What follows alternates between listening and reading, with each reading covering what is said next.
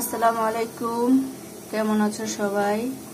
এই যে চলে আসলাম আবার একটা রেসিপি নিয়ে। সেটা হচ্ছে চিংড়ি মাছ আর লতির রেসিপি। তো এর জন্য আমি একটা পাত্র নিয়ে নিয়েছি, এর মধ্যে কিছু পানিও দিয়েছি, দেখতে পাচ্ছ পানিটা ফুটে উঠেছে। তো এখন আমি কি করব, এর মধ্যে এই যে লতিগুলো দিয়ে দেব। লতিটা দিয়ে একটা দুইটা পানিটা ফুটলেই তখন আমি লতিটা ঝরাতে দেব, কারণ অনেক সময় গলা চুলকায়। ঠিক আছে, সেই রিস্কটা নেওয়ার কোনো দরকার নেই। তো এর জন্য এরকম ব্যবস্থা। তো পানিটা ফুটলে আমি লতিটা ঝরাতে দেব।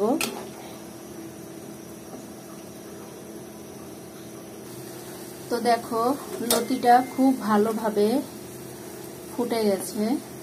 তো এই পর্যায়ে আমি লতিটা পানিটা ঝরাতে দেব। এই তো লতিটা ঝরাতে দিয়েছি। তো এখন একটা পাত্র নিয়ে নিলাম, এর মধ্যে তেলও দিয়ে দিয়েছি। এখন আমি দিয়ে দেব কিছু পেঁয়াজ,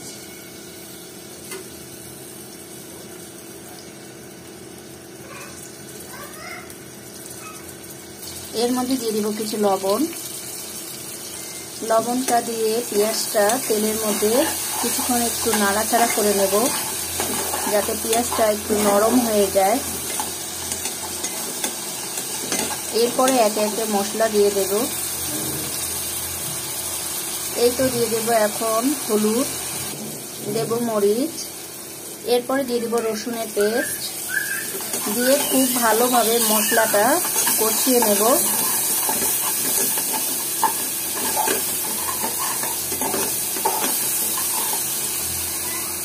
এরপরে অল্প একটু পানি দিয়ে দেব, যাতে মশলাটা পুড়ে না যায়।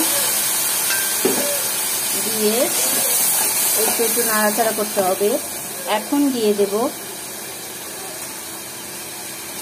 চিংড়ি মাছ,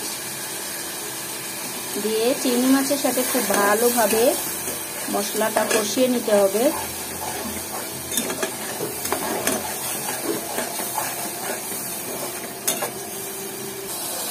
এই তো মশলার সাথে চিংড়ি মাছটা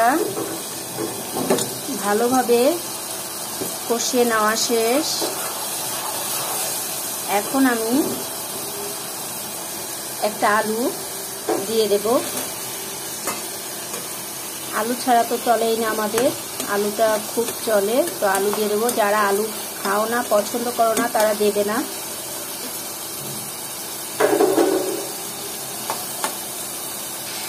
এই তো চিংড়ি মাছ আলু ভালোভাবে কষিয়ে নেওয়া শেষ। এ পর্যায়ে আমি দিয়ে দেব এই যে লতিগুলো।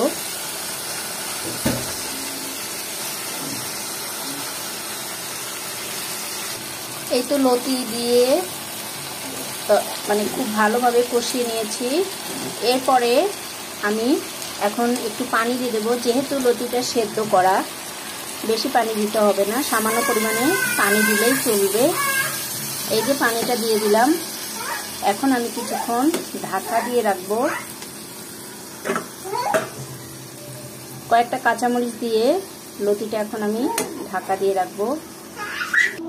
আলহামদুলিল্লাহ, তৈরি হয়ে গেল আমার লতি দিয়ে চিংড়ি মাছের রেসিপি। তো দেখতেই তো পাচ্ছ কত সুন্দর লুক আসছে। তো এমন করে বাসায় তৈরি করে দেখবে খেয়ে। তো আজকে এতটুকুই। সুস্থ থাকবে, ভালো থাকবে। আসসালামু আলাইকুম।